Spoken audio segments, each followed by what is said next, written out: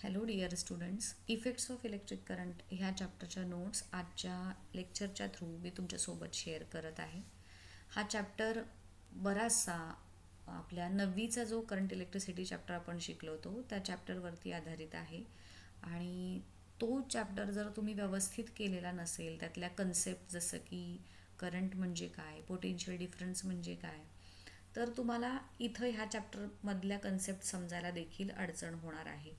आणि म्हणूनच एक रिव्हिजनचा पार्ट म्हणून मी पहिल्यांदा तुमच्यासोबत 9वीमधला जे बेसिक कन्सेप्ट आहेत त्या आपण पहिल्यांदा डिस्कस करूयात आणि मग त्याच्यानंतर आपल्या मेन कन्सेप्टकडं. सो इथं इलेक्ट्रिक चार्जची डेफिनिशन मी तुम्हाला दिलेली आहे. चार्ज कशाला म्हणायचं, त्याचा फॉर्म्युला, त्याचा सिम्बॉल, कंडक्टर इन्सुलेटर कोण असतात, इलेक्ट्रिक करंट कशाला म्हणायचं, त्याचा फॉर्म्युला, सिम्बॉल आणि युनिट, पोटेन्शियल डिफरन्स म्हणजे काय, रेझिस्टन्स म्हणजे काय, ओहम्स लॉ आपण शिकलो आहे तो काय आहे. ह्या बेसिक कन्सेप्ट पहिल्यांदा व्यवस्थित बघून घ्या की ज्या तुम्हाला हा चॅप्टर जो आहे तो समजून घेण्यासाठी खूप महत्त्वाच्या ठरणार आहेत. देन कम्स कॅन यू रिकॉलचे प्रश्न हे देखील विचारले जाऊ शकतात तुमच्या परीक्षेमध्ये. How do we decide that a given material is a good conductor or an insulator. तर ज्याचा रेझिस्टन्स जास्त असतो तो इन्सुलेटर असतो आणि ज्याचा रेझिस्टन्स कमी असतो तो कंडक्टर असतो. हे काही त्याच्याशी रिलेटेड प्रश्न झाले. ह्याही प्रश्नावरती तुम्हाला ती जी ॲक्टिव्हिटी आहे ना, सुरुवातीच्या पेजवरती चित्र दिलीत बघा आणि त्याच्यामध्ये कोणत्या प्रकारचा इफेक्ट तुम्हाला बघायला मिळतो असा प्रश्न आहे. सो 2 प्रकारचे इफेक्ट्स तुम्हाला बघायला मिळतात, एक हीटिंग इफेक्ट आणि एक मॅग्नेटिक इफेक्ट. सो हे एक झालं. त्यानंतर येतो जूल्स लॉ ऑफ हीटिंग. ह्याचं एक्सप्लेनेशन मी ओल्ड व्हिडिओजमध्ये तुम्हाला दिलेलंच आहे, तुम्ही ते बघू शकता कशा पद्धतीनं हा लिहायचा आहे. त्यात काय लिहायचं आहे शॉर्टमध्ये हे फक्त इथं एकदा जस्ट बघून घ्या. H is equal to I square R T, ह्याला स्पेसिफिकली आपल्या पुस्तकात जूल्स लॉ असं म्हटलं आहे. त्यामुळं 1 मार्कासाठी तेही लक्षात ठेवा. हे जे पार्ट आहेत, 1 वॅट म्हणजे काय, इलेक्ट्रिक एनर्जीचं कमर्शियल युनिट काय आहे, युनिटचं कमर्शियल युनिट म्हणजे काय, 1 किलो वॅट आर म्हणजे किती जूल, हे प्रश्न तुम्हाला 1 मार्कांसाठी विचारले जातात.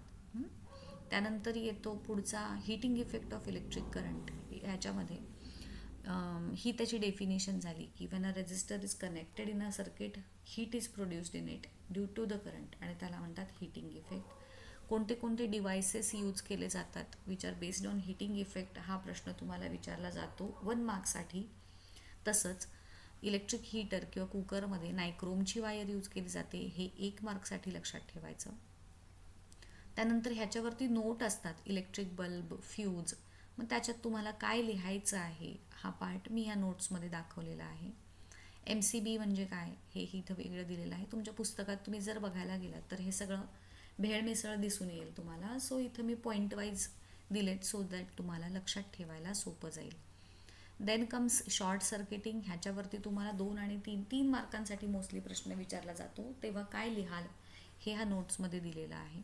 तुम्ही प्रत्येक लाईनमधले कीवर्ड्स लक्षात ठेवा आणि त्या पद्धतीनं तुमचं उत्तर तयार करा.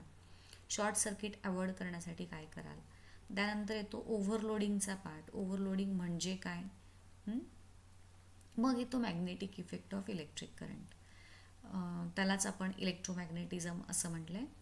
आणि मग त्याच्यावरती हे बेस्ड हे ॲक्टिव्हिटीज कशा आहेत ते, आणि ह्या ॲक्टिव्हिटीवरती आधारित पहिला नियम राईट हँड थंब रूल व्यवस्थित लिहून घ्या. इथं जसा दिला आहे शक्यतो तसाच लिहा, याच्यामध्ये अजिबात चेंजेस करू नकात. डायग्रॅम काढायची आवश्यकता नसते. राईट हँड थंब रूल जेव्हा तुम्ही लिहिता तेव्हा तिथे डायग्रॅम तुम्ही नाही काढली तरीसुद्धा चालते. Then comes magnetic field due to current in a solenoid. आणि मग सोलेनॉइड आणि बार मॅग्नेट याच्यामध्ये असणाऱ्या सिमिलॅरिटीज काय आहेत, डायग्रॅम काढून तुमच्या एक्सरसाइजमध्ये याच्यावरती प्रश्न विचारला आहे बघा. सो हे तुमच्या प्रश्नाचं ते उत्तर. हे सोलेनॉइडची डेफिनेशन झाली. आणि ज्या पद्धतीनं बार मॅग्नेट, हा इकडचा बार मॅग्नेट आहे, पहिला आहे तो सोलेनॉइड, दोघांच्यामध्येही प्रोड्यूस होणारे मॅग्नेटिक फील्ड जे आहे ते सिमिलर असतं. हे डायग्रॅम काढून तुम्हाला या पद्धतीनं दाखवायचं आहे. त्यानंतर फ्लेमिंगचा लेफ्ट हँड रूल, हा असाच लिहायचा, जसा इथं दिला आहे तसाच लिहायचा, याच्यात चेंजेस करू नका. डायग्रॅम बघून घ्या. ही खालची जी डायग्रॅम आहे ती तुम्हाला काढायची आहे. Then comes construction of electric motor. त्याचं वर्किंग प्रिन्सिपल ही त्याची डेफिनेशन झाली. कन्स्ट्रक्शनमध्ये एकूण 6 पार्ट आहेत. व्यवस्थित बघून घ्या कशामध्ये काय लिहायचं आहे. हे जसं इथं मी दिलं आहे तसंच तुमच्या उत्तरात आलं पाहिजे. ह्याच्यापेक्षा वेगळं काहीही लिहू नका. त्यानंतर वर्किंगचा पार्ट येतो. वर्किंगमध्ये बघा मी इथं काही वर्ड्सना अंडरलाईन केलेल्या आहेत. सो ते वर्ड्स तुमच्या उत्तरामध्ये तुम्ही लिहिलेत की नाही हे चेक केलं जातं. त्यामुळं हे व्यवस्थित लिहून ठेवा. ह्या नोट्स महत्त्वाच्या आहेत हां. त्यानंतर येतो इलेक्ट्रोमॅग्नेटिक इंडक्शनचा पार्ट. ह्याच्यावरती तुम्हाला शॉर्ट नोट विचारली जाते. तर ही त्याची डेफिनेशन झाली.